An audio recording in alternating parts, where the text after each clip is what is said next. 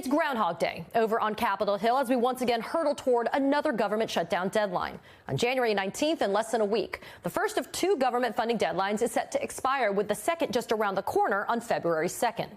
Yesterday, House Speaker Mike Johnson said he would stand by the spending deal that he had negotiated with Democrats to avert a shutdown, much to the anger of the far-right members of the Chaos Caucus, who were hoping for lower spending levels and draconian changes in border policies. Earlier this week, 13 Republicans, in an act of protest, refused to support a routine procedural vote that would have set the stage for three Republican-led bills. And if that also feels like deja vu, last year, on a routine vote held under then-Speaker Kevin McCarthy, far-right Republicans pulled the same exact move. If Speaker Johnson decides to stand steadfast, given his very slim majority in the House, he may need to get by with a little help from his friends across the aisle. Joining me now, Congressman Robert Garcia, a member of the House Oversight Committee.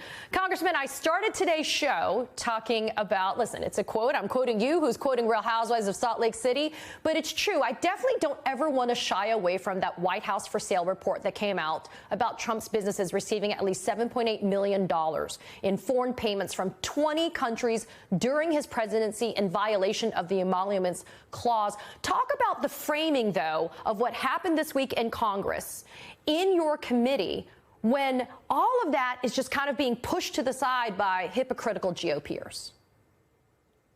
Yeah, good to see you, Katie. Look, I think what's really crazy is the MAGA extreme clown show continues in Congress with no end in sight. Here we have Donald Trump.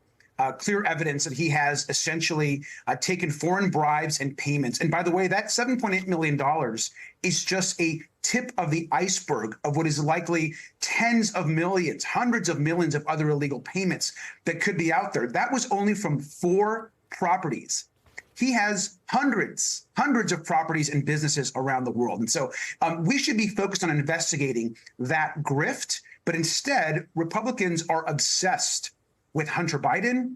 They're obsessed with showing pornography, like Marjorie Taylor Greene at our hearing. They won't allow Hunter to come testify publicly to the public, which we all support.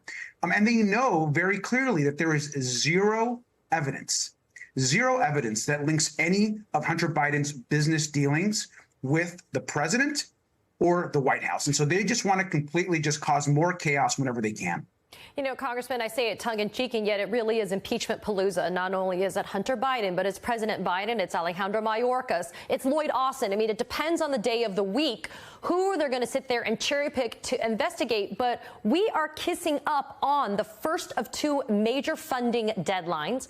Money is going to run out. Fundamental services provided to all Americans, regardless of party affiliation, are going to run out. NBC News reporting some moderate Dems may be willing to support Mike Johnson if a motion to vacate comes up. Are you one of those Democrats? Well, I'm a progressive Democrat. I in no scenario would I ever support Mike Johnson for Speaker. This is one of the most extreme social conservatives. As an openly gay person, he's someone that believes I should have zero rights in this country. And so I never and will never support Mike Johnson. Look, if other folks want to support him in some sort of master deal to get a government funding deal in place, we'll see what happens. But let's remember what's actually on the line. Republicans can't put a deal together because they're only listening to their extremist base. It's folks like Marjorie Taylor Greene, who has been leading all of these impeachment palooza efforts, as you call them, around the president. On day one, by the way, on his first day in office, she filed that resolution against Secretary Mayorkas, now against our Secretary of Defense. And they're just trying to essentially create chaos where we have real serious challenges. There are millions and millions of people in this country that are not just federal workers, but even many more that depend on federal services. Think about our veterans. Think about folks who are depending on the Postal Service, on Social Security, on healthcare services. Shutting down our government would cause huge harm to the American public. We're just a week away from that first tiered shutdown. And Republicans are only interested in doing the bidding of their supreme leader, Donald Trump, and trying to take down President Biden. That is all that they care about.